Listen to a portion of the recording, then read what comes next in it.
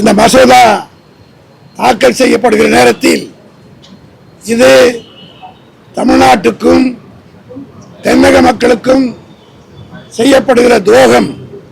எனவே எங்களுடைய கண்டனத்தை தெரிவிக்கிற வகையில் அனைவரும் தன்னுடைய இல்லங்களிலே கருப்பு கொடி ஏற்றி கருப்பு சட்டை அணிய வேண்டும் என்று தலைவர் தளபதி அவர்கள் கேட்டுக்கொண்டதற்கு இணங்க தமிழ்நாட்டு மக்கள் ஓரணியில் திரண்டு நேற்று தமிழ்நாடு முழுவதும் எங்கும் கருப்பு கொடியும் கருப்பு சட்டையும் காணப்பட்டன. இன்றைக்கு வாக்கெடுப்பு நடைபெற்று திராவிட முன்னேற்ற கழக தலைவர் எடுத்த முடிவுக்கு மகத்தான வெற்றி கிடைத்திருக்கிறது. இது எப்படி வெற்றி என்று சொன்னால், தமிழ்நாட்டிலும் மேற்கு வங்கத்திலும் சட்டமன்ற தேர்தல் நடக்கிற இந்த நேரத்தில் எப்படியாவது இந்த மசோதாவை கொண்டு வந்து நிறைவேற்றிவிடலாம் என்று மோடியும் அமித்ஷாவும் கங்கணம் கட்டி கொண்டு இறங்கினார்கள். காரணம், 2 மாநிலங்களும் தேர்தல் நடைபெறுகிற காரணத்தினால் அந்தந்த கட்சியினுடைய நாடாளுமன்ற உறுப்பினர்கள் தேர்தல் பிரச்சாரத்தில் ஈடுபடுவார்கள். நாடாளுமன்றத்திற்கு வர இயலாது. எனவே இது எளிதிலே நிறைவேற்றிவிடலாம் என்று நினைத்தார்கள். ஆனால் எங்கள் தலைவர் தளபதியார் கலைஞருடைய மகன் அல்லவா, தமிழ்நாட்டினுடைய உரிமைதான் முக்கியம், தமிழுடைய வாழ்வுதான் முக்கியம்.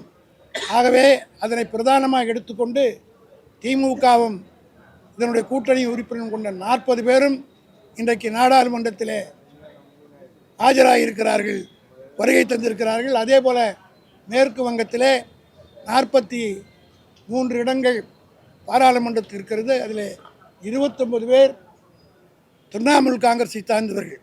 ஆக இந்த 69 பேர் போகாமல் இருந்திருந்தால் இந்த சட்டம் நிறைவேறியிருக்கும். ஆனால் நாங்கள் ஒரு அணியில் நின்று மோடி முகத்திலே இன்றைக்கு ஒன்றுபட்டால் உண்டு வாழ்வு என்பதை நிரூபிக்கிற வகையில் எங்கள் தலைவர் எடுத்த முடிவு இன்றைக்கு மகத்தான வெற்றி பெற்று மோடியினுடைய முகத்திலே கரியை பூசியிருக்கிறோம். இனிமேலாவது பிஜேபி திருந்தி இது போன்ற குள்ளநெறித்தனத்தான திட்டங்களை செய்வதை கைவிட வேண்டும். நாளைய தினம் திராவிட முன்னேற்ற கழக தோழர்கள் இதனை வெற்றி விழாவாகவே கொண்டாடுவார்கள். தேர்தல் பணி நடைபெறுகிற அதே நேரத்தில் ஆங்காங்கே பட்டாசுகள் வெடித்து இனிப்புகள் வழங்கி இந்த மகத்தான வெற்றியை தேடித்தந்த தளபதிக்கு நன்றி செலுத்துகிற வகையில் தமிழ்நாடு பூராவிலும் திராவிட முன்னேற்ற கழகமும் எங்களுடைய கூட்டணியில் இருக்கிற தோழர்களும் இதை ஒரு மகிழ்ச்சிகரமான நிகழ்ச்சியாக கொண்டாடி இருக்கிறார்கள். சார் அன்புமணி அவர்கள் ஸ்டாலின் அவர்கள் எதிர்த்ததை, முதல்வரோடு எதிர்த்ததை தேச விரோத செயல் அப்படின்னு சொல்றாரு. அவர் தான் 1ஆம் நம்பர் தேச துரோகி. காரணம் கேட்டா, இன்றைக்கு இந்த மசோதா, இதற்கு முன்னால் ஒரு மசோதா சிஏஏ என்று ஒன்று வந்தது. அந்த சிஏஏ நடைபெற்ற நேரத்தில் இவர் தான் கங்காணி துரோகி, இவரால் தான் அந்த சட்டமே நிறைவேறுச்சு. நானும் டிகே இளங்கோவன்லாம் அப்போ எம்பியாக இருந்தோம். நாங்கள் 5 பேர் அதை எதிர்த்தோம். மொத்தம் அதுக்கு ஆதரவாக 124 ஓட்டு விழுந்தது, எதிர்ப்பாக 99 ஓட்டு விழுந்தது. 13 பேர் அதிமுக கூட்டணியில் இருந்தார்கள். அந்த 13 பேர் ஆதரித்தினால்தான் அந்த சிஏஏ பில், சிஏஏ இஸ்லாமியர்களுக்கு மட்டுமல்ல, தமிழ்நாட்டிலே இருக்கக்கூடிய இலங்கை அகதிகளாக இருக்கிறார், பல ஆண்டு காலமாக வீடு இல்லை, வாசல் இல்லை, ஓட்டு போடுகிற உரிமை இல்லாமல் தமிழன் பரதவித்து கொண்டான். இப்போ இந்த சொந்த நாட்டில் அவன் பேசுகிற மொழி உள்ள நாட்டில் அவனுக்கு உரிமை இல்லை.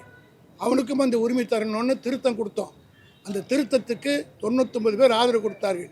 இந்த 13 துரோகிகள் தமிழ்நாட்டில் இருந்த எடப்பாடி கட்சியும் அன்புமணியும் இன்னொருவரும் சேர்ந்து ஜிகே வாசன் தானே, ஆக 13 பேர் அவங்க கூட்டணியில் இருந்தாங்க.